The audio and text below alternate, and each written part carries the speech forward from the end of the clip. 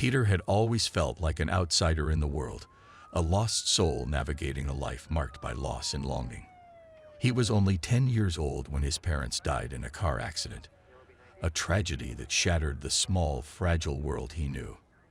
After the accident, Peter was sent to a boarding school, a decision made by his uncle Walter, who took him in as his own. Walter was the younger brother of Peter's father, a man of few words but strong principles.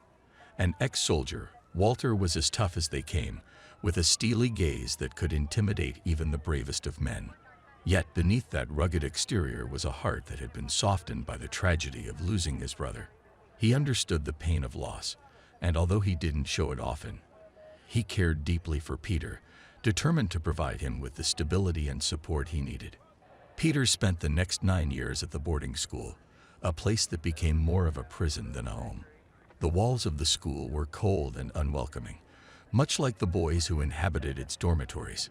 Peter learned to fend for himself, to bury his emotions, and to survive in a world that seemed indifferent to his suffering. But amidst the loneliness, there was one person who became a beacon of light in his otherwise dark existence: his cousin Emily. Emily was just a year older than Peter, but she had a warmth and kindness that made her seem far more mature. With her big blue eyes that sparkled with life and a smile that could light up the darkest of days, Emily was everything Peter needed in a sister. She had been a constant presence in his life, even when they were separated by distance. While Peter was at the boarding school, Emily was living with her father, Walter, in their home in Kentucky. She often wrote letters to Peter, sending him little notes of encouragement, telling him about her life, and sharing stories about their family. These letters were a lifeline for Peter, a reminder that he wasn't entirely alone in the world. Emily's relationship with her father was complex, but rooted in deep love and respect. Walter had raised Emily mostly on his own, as her mother had been absent for much of her life. He was strict but loving, a man who believed in discipline and hard work, yet who also had a tender side reserved only for his daughter. As Peter approached adulthood, the bond between him and Emily grew stronger. She was the only person who truly understood him, who knew the depth of his pain and the struggles he faced. And although they lived miles apart, they remained close. When Peter turned 19, his life took a significant turn. After nearly a decade at the boarding school, he was finally released into the world, stepping into adulthood with a mix of anticipation and uncertainty. The years at the school had shaped him into a quiet, introspective young man, but they had also left him with a deep-seated loneliness that he couldn't quite shake. He had longed for the day he would leave the cold, institutional walls behind and start a new chapter in his life. Yet now that the day had come, he wasn't entirely sure where to begin.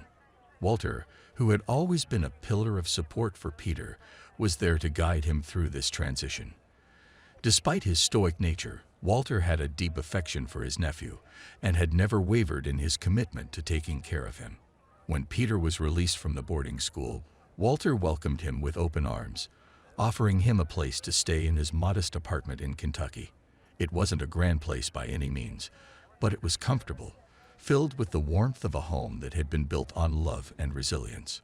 Walter's apartment was a reflection of the man himself, simple, sturdy, and practical. The walls were adorned with a few family photos, and there were remnants of Walter's military past scattered throughout the rooms, from old medals to carefully folded uniforms. The space exuded a sense of safety, a feeling that Peter hadn't known in a long time. It was a far cry from the austere dormitories of the boarding school, and for the first time in years, Peter felt like he could breathe freely. Peter was grateful for the chance to live with his uncle, but he also knew that he couldn't rely on Walter forever. He needed to find his own way, to carve out a life for himself. Walter, ever practical and supportive, understood this and encouraged Peter to take his time. He reassured him that there was no rush to find a job or move out until he was ready. Walter had been through his own struggles in life, and he knew how difficult it could be to find one's footing in the world. He wanted to give Peter the space and time he needed to figure things out. For Emily, Peter's arrival was a welcome change in her otherwise routine life. The two of them had always shared a special bond, but now, living under the same roof, that bond grew even stronger. Emily was naturally nurturing, and she found herself slipping into the role of caretaker with ease. She cooked meals for Peter, kept him company during the evenings, and listened patiently as he shared his thoughts and concerns about the future. Her presence was a comfort to Peter, who had spent so many years feeling isolated and alone. Walter, despite his busy schedule, made sure to check in on Peter regularly. His job often kept him away from home, but he was always just a phone call away, ready to offer advice or simply listen. Walter's approach was hands-off yet supportive. He wanted Peter to learn how to stand on his own 2 feet, but was always there to catch him if he stumbled. The dynamic between the three of them was one of quiet understanding and mutual respect.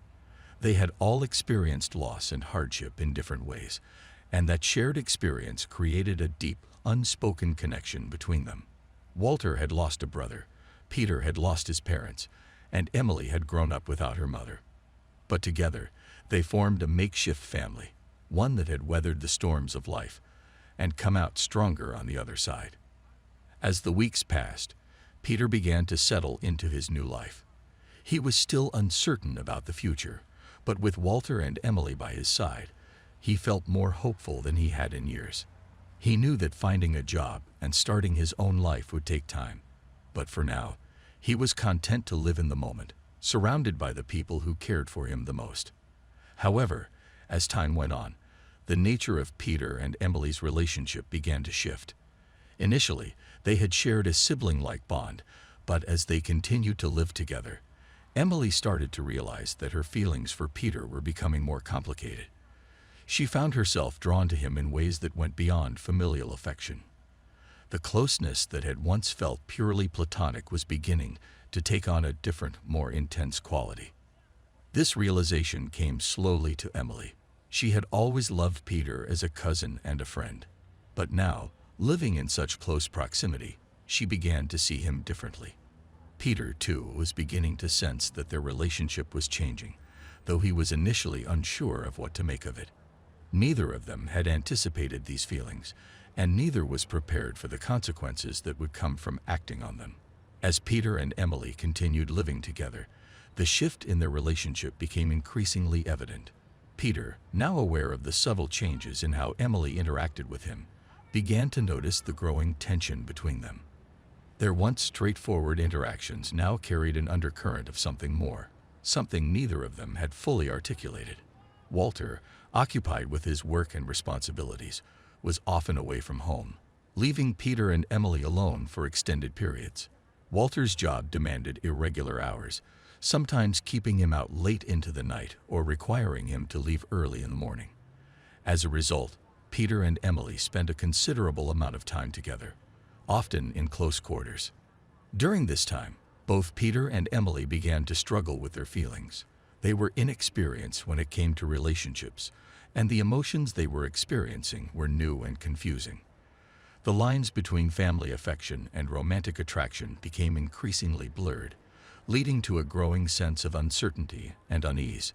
Neither Peter nor Emily had any prior romantic experiences, which added to the complexity of their situation.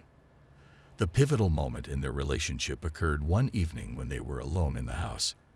Emily had been feeling increasingly drawn to Peter, and that night, the tension between them reached a breaking point.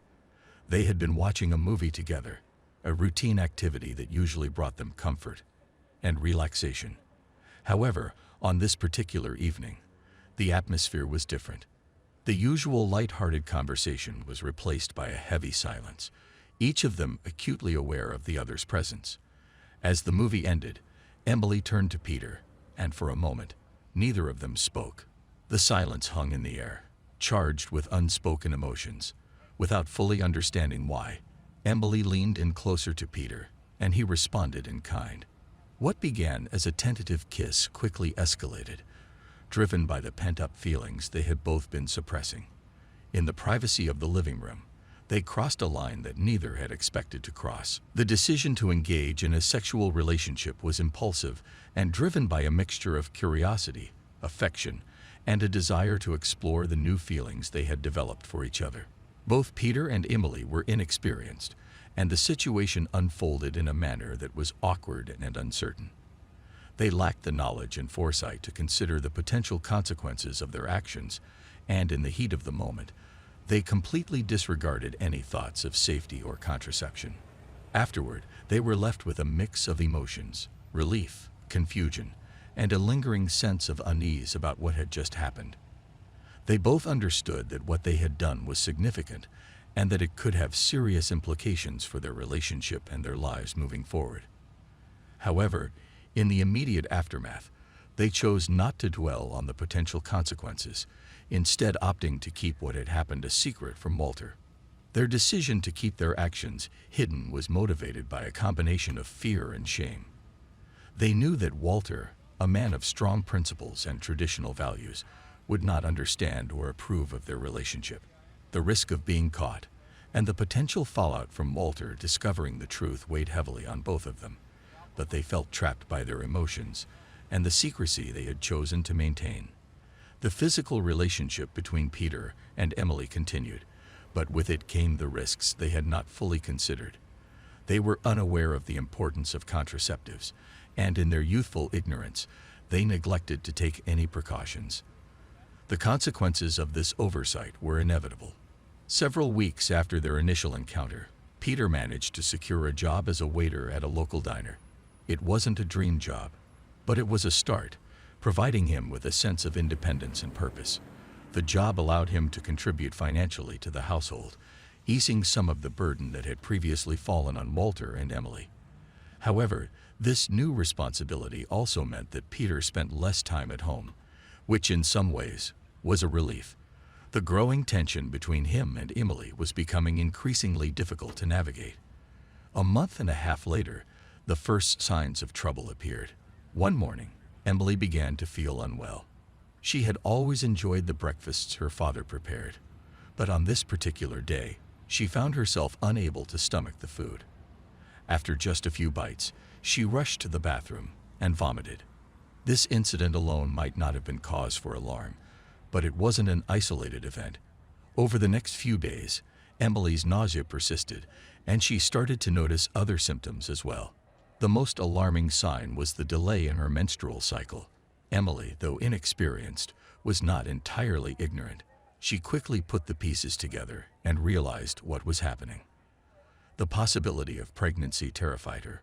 She knew that abortion was illegal in Kentucky, and she lacked the financial means to seek one out of state.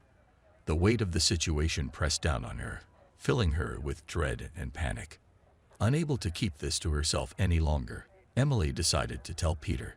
She chose a quiet evening when Walter was out, hoping to discuss the situation without interruption. When she finally confronted Peter with the possibility that she might be pregnant, his reaction was one of shock and fear. The gravity of their actions hit him all at once, and he struggled to process the news. The next day, Peter made a decision that would only compound the situation. Overwhelmed by fear and guilt, he packed his belongings and left the house without telling anyone. He didn't leave a note or offer any explanation. He simply disappeared, taking with him the last bit of stability that Emily had relied on. When Walter returned home and noticed that Peter was gone, he asked Emily if she knew where he had gone. Struggling to hold back her emotions, Emily lied, saying that Peter had left without saying anything. Walter was surprised but didn't press further, not suspecting the deeper issues at play. Peter's sudden departure left Emily in a state of despair. She was now alone, facing an uncertain future with no one to turn to. The fear of what lay ahead consumed her, and she felt utterly abandoned. The situation was spiraling out of control, and with Peter gone, she had no idea how to handle it. The weight of her secret, coupled with the fear of her father's reaction, was almost too much to bear. Emily was left in a state of deep despair after Peter's abrupt departure. The fear and uncertainty she had been grappling with now escalated into a full-blown crisis. She was 19 years old, possibly pregnant, and completely alone in dealing with the situation. Peter, the one person who could have supported her through this, had vanished without a trace, leaving her to face the consequences of their actions by herself. In the days following Peter's disappearance, Emily's anxiety grew. She knew that if she didn't act soon, her situation would only worsen. However, the thought of telling her father the truth filled her with dread. Walter, a strict and principled man, had raised her with a clear sense of right and wrong. He had always been there to protect her, but she knew this was a situation that would test his patience and understanding beyond anything they had ever faced. Walter noticed the change in Emily's demeanor almost immediately. She became increasingly withdrawn, her usual lively personality replaced by a quiet, nervous tension. Walter was concerned but attributed her behavior to Peter's sudden departure. He tried to talk to her about it, but Emily avoided the subject, insisting she didn't know why Peter had left so abruptly. The strain of keeping the secret began to take its toll on Emily. Her health deteriorated as the stress and fear weighed heavily on her. She was terrified of what the future held, and without anyone to confide in, she felt more isolated than ever. The reality of her potential pregnancy was becoming harder to ignore, and the pressure of the situation was pushing her to a breaking point. One evening, after returning home from work, Walter found Emily in a state of complete emotional collapse. She was on the floor, sobbing uncontrollably. Walter, alarmed by her distress, immediately rushed to her side. He tried to comfort her, but Emily was inconsolable. Her emotions, pent up for so long, finally erupted. Under the intense pressure, she confessed everything to her father. Emily told Walter about her relationship with Peter, the sexual encounter they had shared, and her suspicion that she was pregnant. The news hit Walter like a ton of bricks. His initial reaction was one of shock and disbelief. He struggled to comprehend what his daughter was telling him, the implications of her words sinking in slowly. As Emily continued to cry, Walter's shock quickly turned into a deep, simmering anger. He felt betrayed, not just by Peter, but by the entire situation.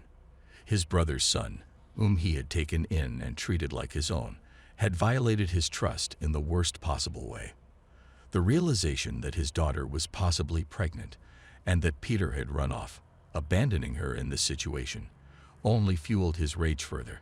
Walter, a man who had always prided himself on maintaining control, felt that control slipping away. The anger and frustration he felt were overwhelming. He couldn't sit still. He needed to do something, to confront the person responsible for this mess. Without saying a word, he grabbed his jacket and stormed out of the house, heading straight for his pickup truck. Emily, seeing the fury in her father's eyes, was terrified of what he might do. She tried to stop him, screaming after him as he left, begging him not to hurt Peter. But Walter was beyond reasoning at that point. His mind was set on finding Peter and making him face the consequences of his actions. Walter drove straight to the diner where Peter had recently started working. It was late, and the diner was nearly empty, with only a few customers scattered around. Peter was working the night shift, manning the counter. When Walter walked in, Peter was surprised to see him, but quickly tried to explain himself, apologizing for leaving so suddenly. However, Peter's words did nothing to calm Walter's anger.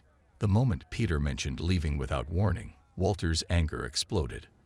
Without warning, Walter grabbed Peter by the collar and dragged him over the counter. The other staff and customers in the diner were too stunned to react immediately. Walter forced Peter outside into the dimly lit backyard of the diner, where the confrontation turned violent. Walter's military training kicked in, and he unleashed his anger on Peter, throwing punches with a force that Peter was unprepared for. Walter was intent on making Peter pay for the pain he had caused Emily. However, in the heat of the moment, Walter misjudged his strength. One particularly forceful punch caught Peter on the jaw, causing him to fall backward. Peter's head struck a brick lying on the ground, and he immediately lost consciousness. Blood began to pool around his head, and the severity of the situation became apparent. Walter, his rage dissipating as quickly as it had come, was left standing over Peter's lifeless body, the full gravity of his actions hitting him like a cold wave. Realizing what he had done, Walter's anger was replaced by panic. He quickly called for an ambulance, hoping that it wasn't too late. The paramedics arrived swiftly, and Peter was rushed to the hospital, where doctors tried to stabilize him. The police, also arriving on the scene, took Walter into custody for questioning. Walter, in a state of shock and guilt, did not resist. He told the police everything, not attempting to hide or downplay what had happened. Peter was still alive when he arrived at the hospital, but his injuries were severe. He was placed in intensive care, where doctors worked tirelessly to save him. Unfortunately, despite their best efforts, Peter succumbed to his injuries a few hours later, dying from a cerebral hemorrhage. The news of his death was delivered to Walter while he was still in police custody, and the reality of what he had done finally set in. Walter was arrested and charged with manslaughter, and the case quickly became a legal matter. Emily, already devastated by Peter's abandonment and the possibility of her pregnancy, now had to cope with the fact that her father had unintentionally killed him. The situation was beyond anything she could have imagined, leaving her completely shattered. The next day, Emily's life took a devastating turn when she learned what had happened to Peter. Early in the morning, a knock on the door from 2 police officers woke her from a restless sleep. They informed her that Peter had been involved in an incident the previous night and was now deceased. The officers explained that Walter, her father, had been arrested and was in custody on suspicion of causing Peter's death. The details that emerged were shocking. Walter had gone to the diner where Peter worked, driven by anger after Emily's emotional confession the previous evening. According to the police report, Walter confronted Peter during his shift.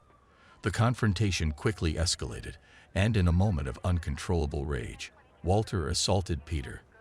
The altercation led to Peter sustaining a fatal head injury after he was knocked to the ground and struck his head on a brick. Emily was in disbelief.